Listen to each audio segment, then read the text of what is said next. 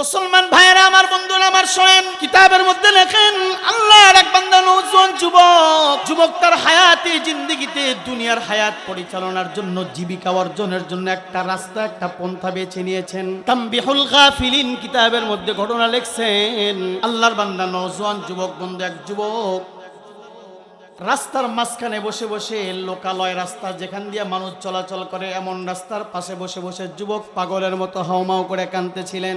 হঠাৎ করে খলিফাতুল মুসলিমিন অর্ধ পৃথিবী শাসন করেছেন যিনি রে ভাই, দুনির তথ্যে বসে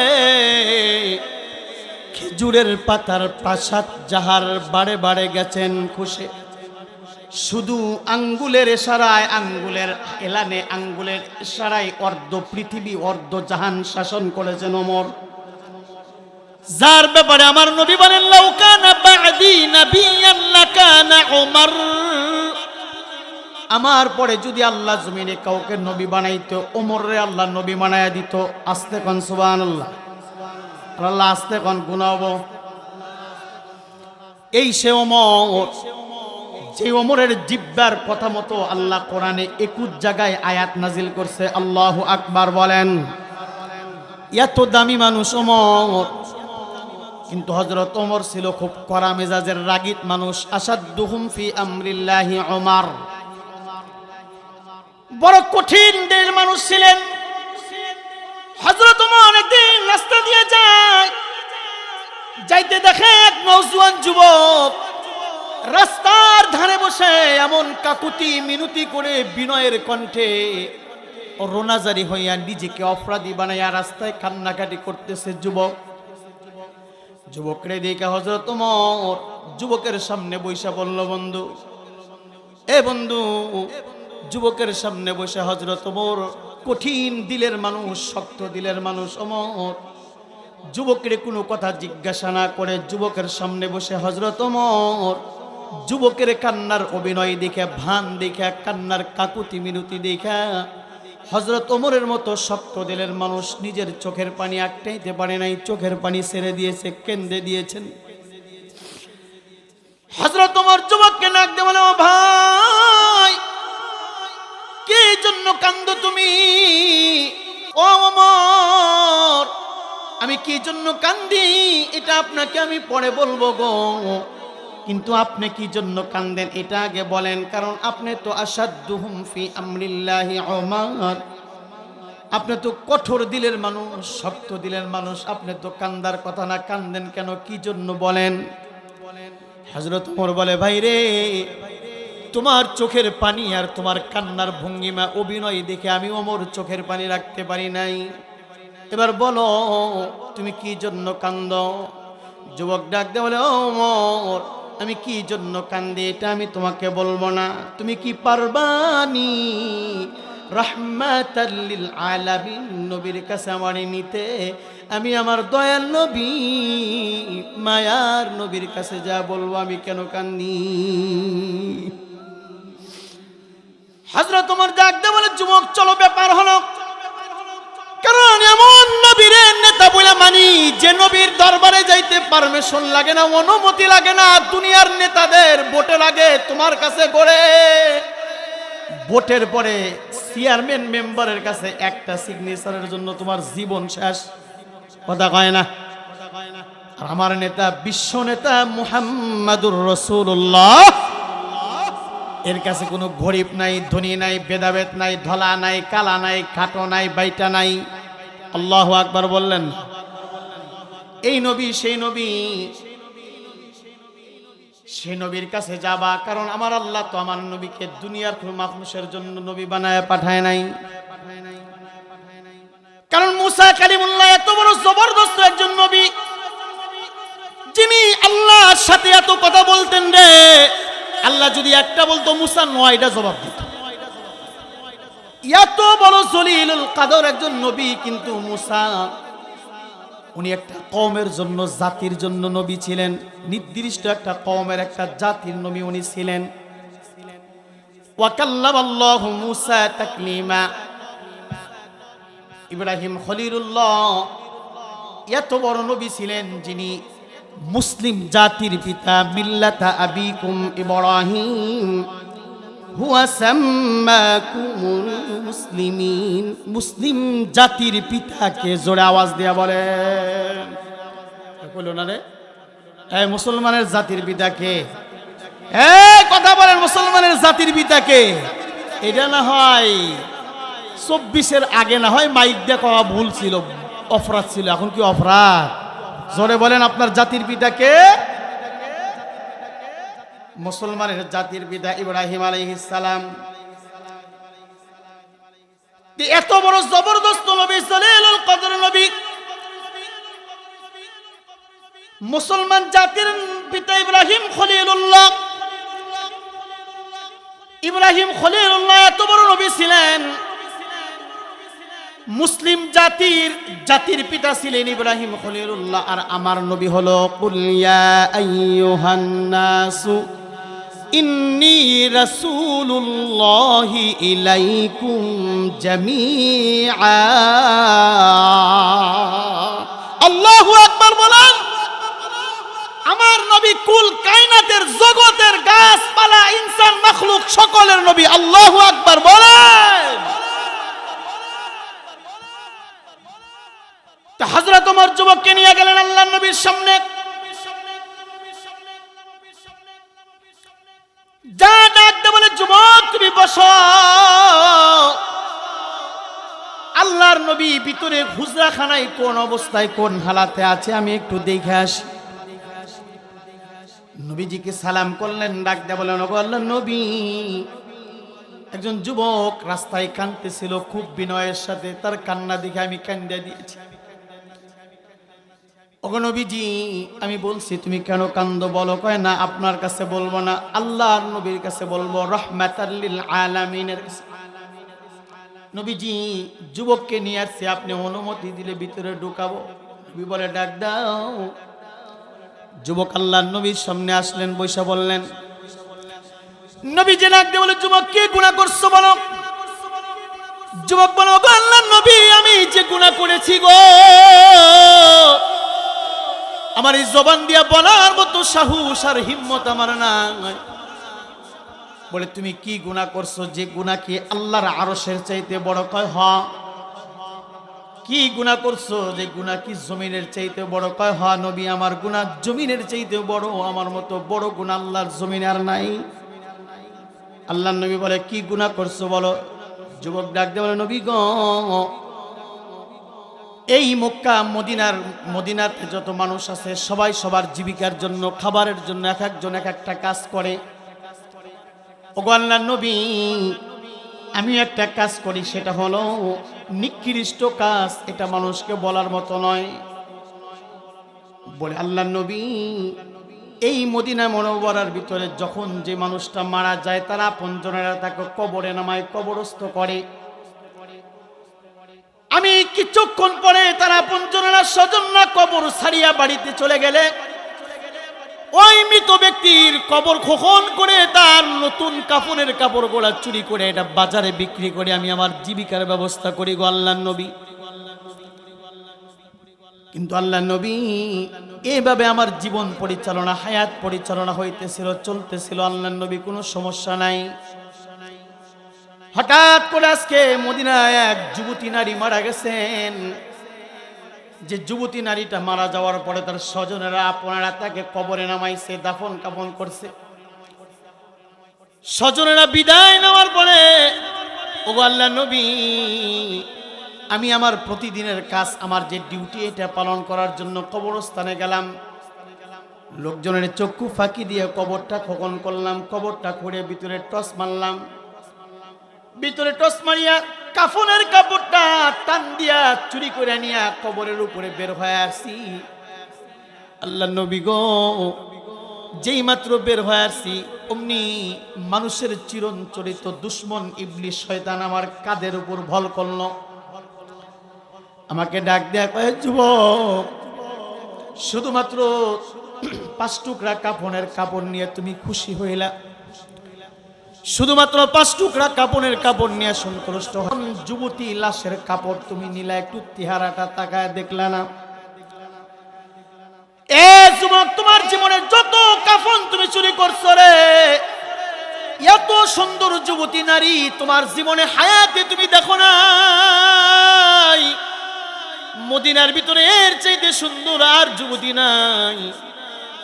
একটু ভিতরে লাইট মেরা যুবতীর চেহারাটা এক নজর দেখো। যুবক বলে, আল্লাহ নবী, শয়তানের ওয়াসওয়াসায় পড়ে আমি ভিতরে লাইট মারলাম, টস মারলাম, টস মেরে তাকায় দেখি যুবতীর চেহারা বড় চমৎকার সুন্দর চেহারা। চেহারাটা দেখে আমি চলে যাব। শয়তান আমার কাঁধের উপরে এমন ভর করলো, আমাকে এমন পাকড়াও করলো। শয়তান আমাকে ডাক দেয়া কয়ে, যুবক তুই তো চোর, তুই তো গরিব মানুষ, জীবনে এত সুন্দর নারী তোর কপালে জুটবে না। এই নীরব নিস্তব্ধ, কেউ নাই। মাত্র 1-2 ঘন্টা আগে মারা গেছে, মাত্র আধা ঘন্টা 20 মিনিট আগে তারে কবরে নামাইছে, পচেও যায় নাই, দুর্গন্ধ বের হয় নাই। এই যুবতী লাশের সাথে যদি তোর মনের একটু খায়েশ তুই পূরণ করস, এই নীরব নির্জনের যুবতী নিজেও তোকে বাধা দিবে না, কেউ দেখবে না। তুই একটু যুবতীর সাথে জিনা কর, তোরে কেউ দেখবে না। যুবক ডাক দে বলে, আল্লাহর নবী, শয়তানের ওয়াসওয়াসায় পড়ে আমি আমার নিজেকে কন্ট্রোল করতে পারি নাই গো নবী। নবীজি, আমি এক পর্যায়ে ওই মৃত যুবতী লাশের সাথে আমি নেমো খারাম জিনা করে ফেলাই। আল্লাহ নবীর কাছে ঘটনা বলেন, ওগো আল্লাহর নবী, জিনা করার পর আমি যখন কাফনের কাপড়গুলো নিয়ে চলে আসবো রে, কে যেন আমাকে ডাক দে বলে, এ ভাই, আমার আপনজন আমার স্বজন আমারে গোসল করায়া পবিত্র বানায়া আমার এই চিরনিদ্রার কবরে রেখে গেছে, তুই আমার নাপাক বানায়া দিয়া গেলি। এমন নাপাক বানাইলি রে, ময়দানে মাহশরে আদালতে আল্লাহর বিচারালয়ে আমাকে ওদিন নাপাক অবস্থায় দাঁড় করায় দিলি তুই। যুবক বলে, হুজুর ডানে বামে তাকায় দেখি কেউ নাই। তাহলে এই আওয়াজ করতে আসে, আমার বিশ্বাস হলো এটা যুবতী লাশের কণ্ঠ। এটা সঙ্গে সঙ্গে কাপড় গোলা ফালাইয়া দিয়া, ওগো নবী, এই যে দৌড়ায় আপনার কাছে আসছি। তানবিহুল গাফিলিনের মধ্যে লেখে, আল্লাহ নবী ঘটনা শুনে এত দুঃখ পাইছেন, কষ্ট পাইছেন। আল্লাহর নবীর বিশ্ব নবী জবান দিয়া বের হয়ে গেছে, যুবক সি, তুই এত নিকৃষ্ট, এত বড় গুনাহ তুই কেমনে করলি? নবীজির জবান দিয়া যখন সিহ নিকৃষ্ট শব্দটা বের হয়ে গেছে, ওই কাফন চোরের কলিজার মধ্যে আরো ভয় ঢুকে গেছে। নবী যেহেতু অসন্তুষ্ট হয়ে গেছে, আল্লাহ নবী অসন্তুষ্ট হওয়ার সঙ্গে সঙ্গে যুবক আর 1 সেকেন্ড দেরি করে নাই। যুবক সঙ্গে সঙ্গে আল্লাহ নবীর দরবার থেকে উঠে দৌড়ায়া পালায়া এত জোরে দৌড় দিছে, পিছনের দিকে তাকায় না। দৌড়াইতে দৌড়াইতে দৌড়াইতে দৌড়াইতে পাহাড়ে উঠে উঠে পাহাড়ের উচ্চ শিরার উপর উঠে যুবক সেজদায় পড়ে আল্লাহর কাছে কান্দে আর ডাক দেয়া কয়, আল্লাহ, নবীর কাছে গেছিলাম যাকে তুমি ওয়ামা আরসালনাকা ইল্লা রাহমাতাল লিল আলামিন।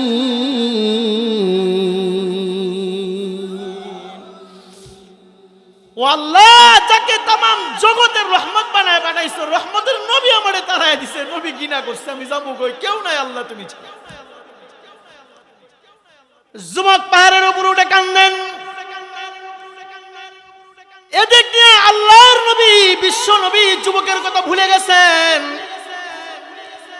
মাঝখানে 40 দিন পার হয়ে গেছে। ও ভাই, ও মা বোনেরা শোনো, মাঝখানে 40 দিন পার হয়ে গেছে, নবীর যুবকের কথা মনে নাই, যার যার কাজে ব্যস্ত।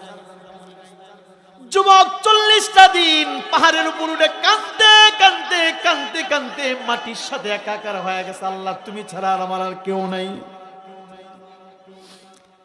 আমার বন্ধুরা, আমার ভাইরা, মুসা কালিমুল্লাহ একটা জবরদস্ত নবী। উনি আল্লাহকে একদিন জিজ্ঞেস করলো, আল্লাহ, আমার এই কওমের মধ্যে, জাতির মধ্যে সবচেয়ে খারাপ মানুষকে আল্লাহ আমি একটু দেখতে চাই। আল্লাহ কয়, মুসা, তুমি অমুক জায়গায় যাও, রাস্তায় দাঁড়াও, তোমার সামনে দিয়ে একটা লোক তার শিশু বাচ্চার আঙ্গুল ধরে নিয়ে অতিক্রম করবে, তুমি মনে করবা তোমার কওমের মধ্যে, জাতির মধ্যে তার চাইতে খারাপ আর কেউ নাই। মুসা কালিমুল্লাহ রাস্তায় দাঁড়ায় আছেন, দেখেন আল্লাহর এক বান্দা ছোট্ট একটা বাচ্চাকে নিয়ে পার হয়ে যায়। মুসা কালিমুল্লাহ লোকটারে দেখে আর ঘৃণা করে কয়, সিহ তুই আমার কওমের মধ্যে সবচাইতে খারাপ নিকৃষ্ট। এবার এসে আল্লাহরে ডাক দেয়া কয়, আল্লাহ আমার কওমের মধ্যে, জাতির মধ্যে তোমার সবচাইতে পিয়ারা মাহবুব বান্দাকে রাইটের দেখতে চাই। আল্লাহ কয়, মুসা আবার তুমি যাবা, সন্ধ্যার সময় দেখবে আর একটা লোক রাস্তা দিয়া তোমার সামনে দিয়া বাচ্চা আঙ্গুলি ধরায় নিয়ে তোমার সামনে দিয়ে অতিক্রম করবে, পার হবে। ওই লোকটা তোমার কওমের মধ্যে, জাতির মধ্যে সবচাইতে আমি আল্লাহর মাহবুব পিয়ারা। মুসা কালিমুল্লাহ সন্ধ্যাবেলা দাঁড়ায় আছে, পশ্চিম দিকে সূর্য লাল হয়ে যায়, কেউ আসে না। হঠাৎ করে দেখে আল্লাহর এক বান্দা বাচ্চার আঙ্গুলি ধরে মুসা কালিমুল্লাহর সামনে দিয়ে অতিক্রম হয়। মুসা কালিমুল্লাহ দেখে গেলে সকালবেলা যে লোকটা আমার সামনে দিয়ে গেল, দুপুরবেলা এই বিকালবেলা এই লোকটা, আল্লাহ আমার লগে কি মস্কারি করলো। আল্লাহরে জিগাইলাম সকালে সবচেয়ে খারাপ কেরা, আল্লাহ এটারই দেখাইলো। বিকালে জিগাইলাম আল্লাহ সবচেয়ে ভালো কোনটা, আল্লাহ এটারই দেখাইলো। আল্লাহ আমার লগে মস্কারি করলা। রাগ গোসানি আল্লাহরে ডাক দেয়া কয়, আল্লাহ এটা কি করলাম আমার লগে, আল্লাহ বুঝি নাই। আল্লাহ কয়, মুসা শোন, ওই যে ছোট্ট বাচ্চা বাবার সাথে জঙ্গলে কাঠ কাটার জন্য গেছিল, বাবারে জিজ্ঞাসা করছে, বাবা এই জঙ্গলের চাইতে বড় আর কিছু আসেনি? বাবা কইছে, হয় এই জঙ্গলের চাইতে বড় অনেক বড় পাহাড়। বলে, বাবা পাহাড়ের চাইতে বড় কিছু আছে? কয়, হ্যাঁ বাবা আছে, পাহাড়ের চাইতে বড় হলো বিশাল আটলান্টিক মহাসাগর, সমুদ্র। বলে, বাবা এই আটলান্টিক মহাসাগরের চাইতে বড় কিছু আছে? বলে, হ্যাঁ আল্লাহর জমিন।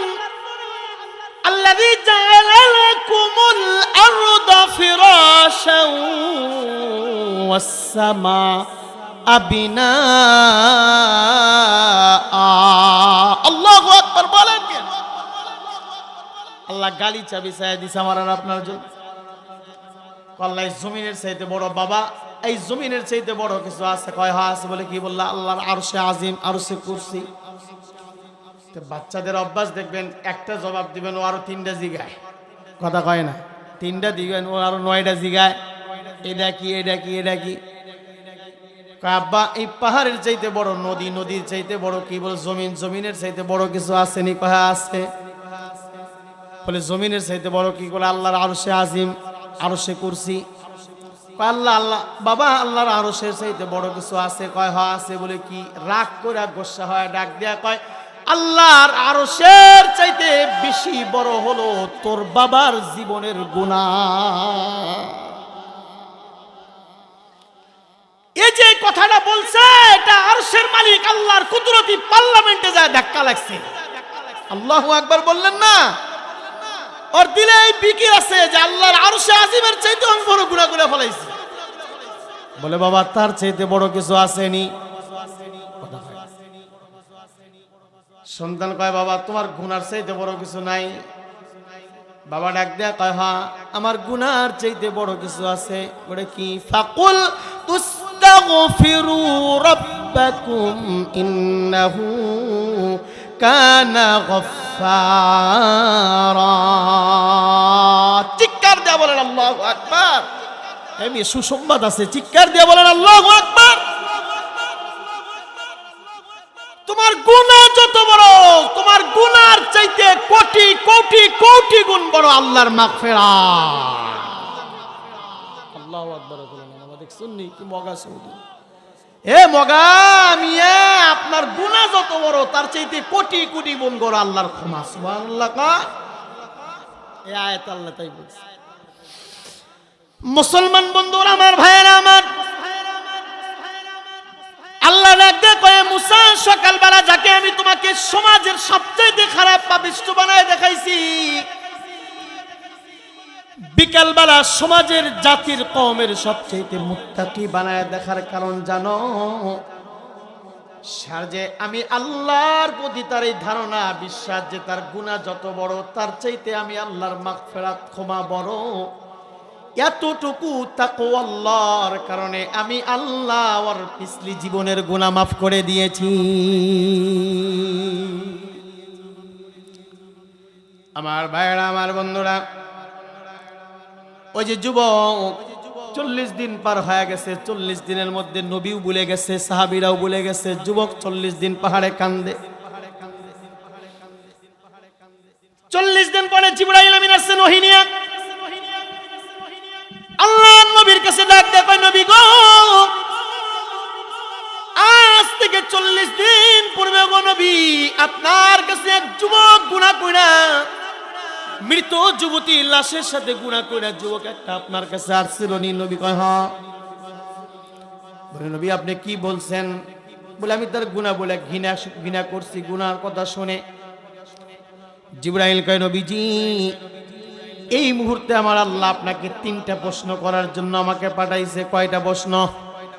কথা কয় না, জ্বর হলো না, আড়ত জ্বরে একসাথে।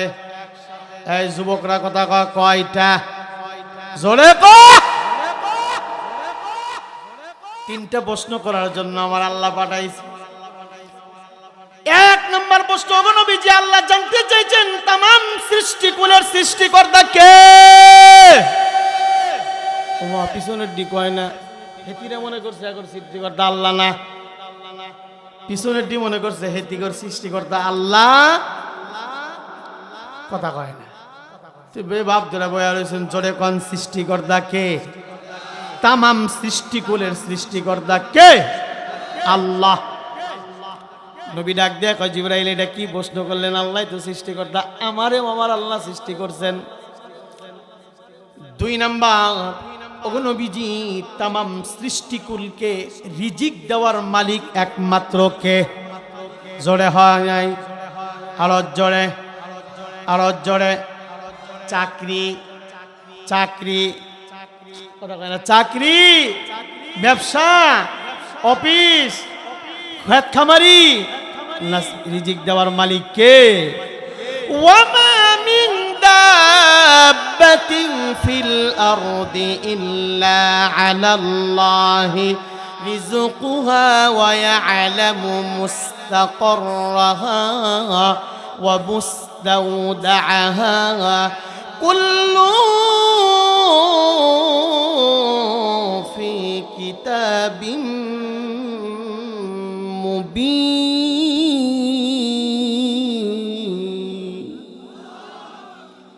শুধুমাত্র কেবলমাত্র রিজিকের মালিক কে? হয় নাই, জোরে আওয়াজ দিয়ে বলেন কে? আল্লাহ। আমার বন্ধু, আমার ভাইরা, কিতাবের মধ্যে বর্ণনা লিখছেন আল্লাহর এক বান্দা নওজোয়ান যুবক বন্ধু ডাকাতি করে খায়, রাতের অন্ধকারে মানুষকে পিস্তল ঠেকায়া, ছুরি ঠেকায়া মানুষের কাছ থেকে ছিনতাই করে ডাকাতি করে করে খায়। হঠাৎ করে যুবক একদিন রাস্তা দিয়ে এক জায়গায় যায়, রাস্তার মোড়ের মধ্যে যায়, দেখে 2টা খেজুর গাছ, একটা খেজুর গাছ মরা আর একটা খেজুর গাছ হলো তাজা।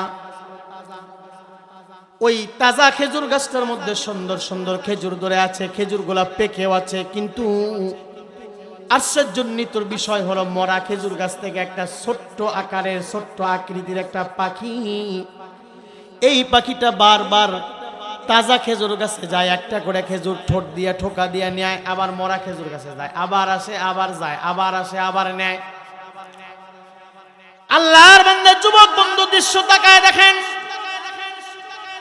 আর চিন্তা করে, নাই রে এই ছোট্ট পাখিটা বারবার এতগুলো খেজুর নিয়ে কাকে খাওয়ায়? আবার জিজ্ঞাসা করে নিজেকে, বোধ হয় মরা খেজুর গাছে লাগায়, ওর ছোট্ট পাখির বাচ্চা আছে, এই পাখির বাচ্চা গোড়ারে খাওয়ায়। আবার চিন্তা করে না, এই ছোট্ট পাখির ছোট্ট বাচ্চা এতগুলা খেজুর কেমনে খায়?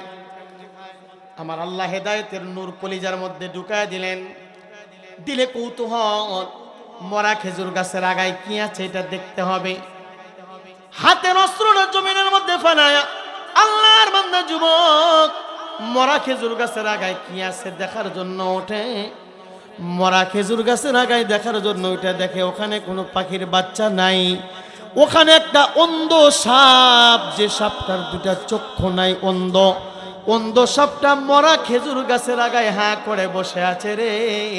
আর এই ছোট্ট পাখিটা একটা করে খেজুর নিয়ে নিয়ে মরা অন্ধ সাপটার মুখের মধ্যে দেয়।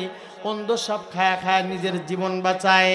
আল্লাহর বান্দার জমিনে নেইবা চিৎকার দিয়ে আল্লাহকে ডাক দেয়া কয়, আল্লাহ তুমি যদি একটা অন্ধ সাপের রিজিকের ব্যবস্থা গাছের আগায় পাখি নিযুক্ত করিয়া পৌঁছায় দিতে পারো, আমি হলাম সৃষ্টির শ্রেষ্ঠ সন্তান আদম, আমার রিজিক কি তুমি আল্লাহ ব্যবস্থা করো না? তাহলে রিজিকের মালিককে জিবরাইল প্রশ্ন করে, নবীজি তামাম সৃষ্টিকুলের রিজিক দাতা কে? কথা কয় না কে? নবী কয় আল্লাহ। আল্লাহ রিজিক দেয়, চাকরি আমার রিজিক দেয় না। এটা ইয়াকিন, এটা ঈমান, এটা ঈমান, এটা বিশ্বাস করতে হবে। এটার নাম হলো ঈমান। চাকরি আমার রিজিক দেয় না, ব্যবসা আমার রিজিক দেয় না, প্রবাস আমার রিজিক দেয় না, দোকানদারি আমার রিজিক দেয় না, খেত খামারি দেয় না। এটা হলো উসিলা, রিজিক দেয় শুধুমাত্র কে? কথা একটা মনে হয়েছে কমুনি কমুনি, কথা কয় না। রাগ করতেছেন, রাগ করতেছেন। এই যে আমার কাজী কাকা ঘুমায়, ঘুমাইলে জরিমানা নিব। রাগ করতেছেন। এক লোক হাজী সাহেব, গ্রামের মধ্যে হাজী সাহেব একমাত্র ব্যক্তি, নামাজ টামাজ পড়ে, মুরব্বী মানুষ, হাজী মুজ্জি মাজু মুত্তাকি মানুষ। তার বাড়িতে বউ জি জি বিটি মিটি যা আছে সব পর্দা টর্দা করে। এবার এই হাজী সাহেব বাড়িতে কামলা রাখছে। কামলা চেনেননি? হ্যাঁ, কামলা কথা কয় না। ওই যে আমাদের দেশে কামের সময় রংপুর থেকে কিছু কামলা টামলা হয় না, এই দেশে বিভিন্ন দেশ থেকে আয়না কাজ করতে। এইরকম কামলা রাখছে 8-10টা। মানে কামলা রাখলে কামলাদের খাবার দেওয়া লাগে। দেওয়া লাগে নি? কথা কয় না রে। খাবার দেওয়া লাগে না? কি দেওয়া লাগে? কথা কয় না। কি দেওয়া লাগে? খাওয়ান দেওয়া লাগে। সকালবেলা রুটি নাস্তা যাই দেন, দুপুরবেলা ওরে পেট বেড়েছে খাইতে দিতে হয়। এখন হাজী সাহেব 10টা কামলা নিচ্ছে। হাজী সাহেব এক কারণে, যে কোনো প্রয়োজনে, যে কোনো দরকারে বাড়ির থেকে এক জায়গায় গেছে বহুদূর। কামলাদের বলে গেছে দুপুরবেলা খাওয়ার টাইম হলে আমার বাড়িতে যাও, যা তোমরা খায় আইসো। এখন এই কামলারা জানে না হাজী সাহেবের বাড়িতে এত খাস পর্দা। মানে হাজী সাহেবের ম্যাডাম যে বিবি, যে এই বিডি জিন্দিগিতে মানুষের লোকে দেখা দেয় না, এলাকার একটা মানুষও এই বেড়ে যায় না। এত দিনদার পরহেজগার এই বিটি। যেমন এই বিটি কামলারা আসছে, ঘরে বসছে, বরে ডাক দেয়, কি ও বাড়িতে মানুষ আছেন নি? আওয়াজ নেই। দেন গো, আছে খাবার টাবার আম করে দেন, আমরা এই যে কামের লোক আইছি।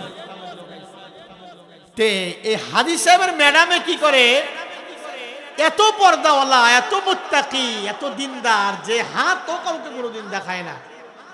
আরে মিয়া শোনেন,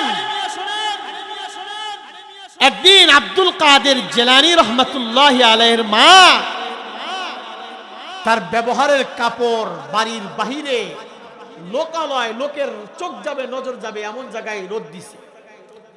তা আব্দুল কাদের জিলানীর মা এই কাপড় রোদ দেওয়ার পরে বাড়ির একটা কাজের লোক ছিল, এই কাজের ছেলেটা আব্দুল কাদের জিলানীর মায়ের কাপড়ের দিকে তাকায় রয়েছে। আব্দুল কাদের জিলানীর মায়ের কাপড় দেখার দৃশ্য বাবা দেখা আব্দুল কাদের জিলানীর বাবা ওই কাপড় আগুন ধরে জ্বালায়া পুরা ফেলাইছে। এমনি আব্দুল কাদের জিলানী হয় নাই মিয়া। আর আমারও আপনার মা বোন না মিয়া, এরা কাপড় মানুষ চলাচল রাস্তায় ওর দিয়ে রাখে। কথা কয় না রে, এ কথা কয় না। অপেক্ষা করেন, মুসিবতের কি দেখছেন আসতেছে। মা বোনেরা সাবধান হন। আপনার কাপড়, আপনার বাড়ির, আপনার সন্তান, যুবক সন্তানও আপনার গোপন কাপড় দেখতে পারবে না। এটা ইসলাম। আপনার দেবর তো দূরের কথা, আপনার ভাসুর তো দূরের কথা, শ্বশুর তো দূরের কথা, আপনার যুবক ছেলের সামনেও আপনি এমন পোশাক পরিধান করতে পারবেন না যে পোশাকের দ্বারা আপনার যুবক ছেলের চরিত্র নষ্ট হইতে পারে। কথা বলেন ঠিক কিনা? আমাদের মা বোনেরা রাস্তায়, মানুষ চলাচল রাস্তায় কাপড় দিয়া দেয়। পেট থেকে বাড়াইবার নিকে নিয়ত করে, পেটে যখন বাচ্চা এসে তখন হুজুরের কাছে দৌড়ায়, কবিরাজের কাছে দৌড়ায়, ইমামের কাছে দৌড়ায়, পানি পরা দেন, তেল পরা দেন, জনমের খাওয়া মিষ্টি পরা দেন, চিনি পরা দেন, মিষ্টি পরা দেন, জনমের খাওয়া। জনমের যতই খাও না কেন আব্দুল কাদের জিলানী হবে ডিপ জলে বয়ে যায়। রাগ করলেন? এক কথা কয় না, রাগ করলেন? বাস্তবতার থেকে কইতেছি মিয়া। হাজী সাহেবের বিবি এমন পর্দা করে, জীবনে কোনোদিন কাউরে কি দেখায় নাই, হাতও দেখায় নাই জীবনে। কামলারা পর্দার ওপারে বসে, আমার দিক তাকান, এদিক তাকান, এদিক তাকান, খেয়াল, কামলারা পর্দার ওপারে বসে। হাজী সাহেবের বিবি এপার থেকে, পর্দাও কঠিন পর্দা, এই সেই পর্দা না, মডেল ডিজিটাল পর্দা, পোংপাংয়ের পর্দা না, শাড়িয়াই পর্দা, যেটা পর্দার পর্দা। তে পর্দার ওপার থেকে আগে পানির জগ দেয়, এই জগ দেয় কেমন, আমার দিকে তাকান, জগটা লই একটা লাঠি হাতে নেয়, লাঠি দিয়া ঠেলা দিয়া, বোঝেন নাই মনে হয় আপনারা, বুঝছেননি, হাত দিয়ে ঠেলা দেওয়া দেয় না, দূর থেকে হাত দিয়া লাঠি দেয়, ঠেলা দেয়া পানি দেয়, গ্লাস দেয়, নুন দেয়, ভাত দেয়, তরকারি দেয়, ডাল দেয়। কামলারা খালি চিন্তা করে যে কে রে, এটা একটু জাদুকর জাদু পর্দা নেই রে, এই জাদু পর্দার থেকে সব খাবার এসে, কথাটা বুঝছেননি আপনারা। এখন কামলারা খায়া ঘর থেকে বাড়ায়া যায়, পুরা গ্রাম সারা ফেলা দিছে। আপনারা জানুন কিতা হাজ সাহেবের বাড়িতে যে জাদু পর্দা আছে, হাজ সাহেবের প্রতি যে বিদেশ থাকে, সেই বেড়া যে বিদেশ থেকে জাদু পর্দা বানাইছে, ম্যাজিক পর্দার সন্ধান কি আপনারা জানুন? গ্রামবাসী কয় না, এটা তো জীবনে হয়নি নাই। ধর্মী আপনারা এলাকার মানুষ শোনেন না, আর আমরা রংপুর থেকে এসে খবর নিলাম। কেমনে কয়, এমন পর্দা, পর্দার কাছে ভাত চাইলে ভাত দেয়, তরকারি চাইলে তরকারি দেয়, নুন চাইলে নুন দেয়, পানি চাইলে পানি দেয়। এখন গ্রামবাসী তো হুই না, পাগল সব দলমল বান্ধে নিয়ে গেছে হাজি সাহেবের বাড়িতে। হাজি সাহেব, আপনারা আমরা এত সম্মান করি, এত মহাব্বত করি, এত ভালোবাসি, আন্নের এরা পুত বিদেশ থাকে, এটা আমাদের অহংকার গৌরব। আপনার পুতে বিদেশ থেকে জাদু পর্দা পাঠাইছে, ম্যাজিক পর্দা পাঠাইছে, এটা তো আন্নে আঙ্গুর গুঞ্জির কোন নাই। ধর্মিয়া না, হয় না, হয় না, মিয়া বিশ্বাস করি না, হয় না, বিশ্বাস করে হাজি সাহেব, আমাদের কাছে খবর আছে, কামলারা সাক্ষী। কিতা হয়েছে কসিন, আপনার ঘরের মধ্যে জাদু পর্দা আছে, ভাত চাইলে ভাত দেয়, নুন চাইলে নুন দেয়, মোজ চাইলে মোজ দেয়, পর্দা কইয়ে দেখে পর্দা দেয়। হাজি সাহেব এবার বুঝা কয়, হায় রে এইটা কই, তোরা যে আমার গ্রামের মানুষ, তোরা কি জীবনে তোর চাষিরে দেখছস? কয় না দেখি নাই। তোর চাষির হাত কেবা দেখছস? কয় না দেখি নাই। পা দেখছস? কয় না দেখি নাই। তোর চাষির পোশাক জীবনে দেখছস? কয় না দেখি নাই। তোর চাষি কিতা করে? কয় পর্দা করে। বলে আরে পাগল ব্যাকল, পর্দার ওপর থেকে তোর চাষি ঠেলা দিয়া লাঠি দিয়া ভাত দেয়, ঠেলা দিয়া তরকারি দেয়, ঠেলা দিয়া নুন দেয়, ঠেলা দিয়া পানি দেয়। এটা দেখে রংপুরে তো এর লেগে মনে করছে এটাই জাদুঘর। আমার দোকানে বসে বসে আমি মনে করি সারাদিন বেচাকিনি করে আমার দোকান আমারে বাদ দেয়, মাস শেষে চাকরির বেতন পায় মনে করি আমার চাকরি আমারে বাদ দেয়। আল্লাহ কয় না, এই চাকরি তোরে বাদ দেয় না, দোকান তোরে বাদ দেয় না, খেত খামারি তোরে বাদ দেয় না, আমি আল্লাহ ঈশ্বর থেকে তোর এ সকল রিজিকের বাইসালা করে দেই। বলেন আল্লাহু আকবার। আমার বন্ধু, আমার ভাইরা, জিবরাইল আমিন ডাকতে বলল, গো নবীজি গো, 2 নম্বর প্রশ্ন, तमाम সৃষ্টিকুলকে রিজিক দেয় কে? জোরে আওয়াজ দিয়ে বলেন কে? মোহাব্বতে ভালোবাসা ডাক দেন তিনি কে? মুখটা ভইরা ডাক দেন আল্লাহ, তিনি কে? আল্লাহ। 3 নম্বর প্রশ্ন, ওগো নবীজি, तमाम সৃষ্টিকুলকে মাগফিরাত করে দেওয়া, ক্ষমা করে দেওয়া, এই গুণ আর এই পাওয়ার, এই অধিকার একমাত্র কার? হয় নাই কার? হয় নাই, জোরে বলেন কার?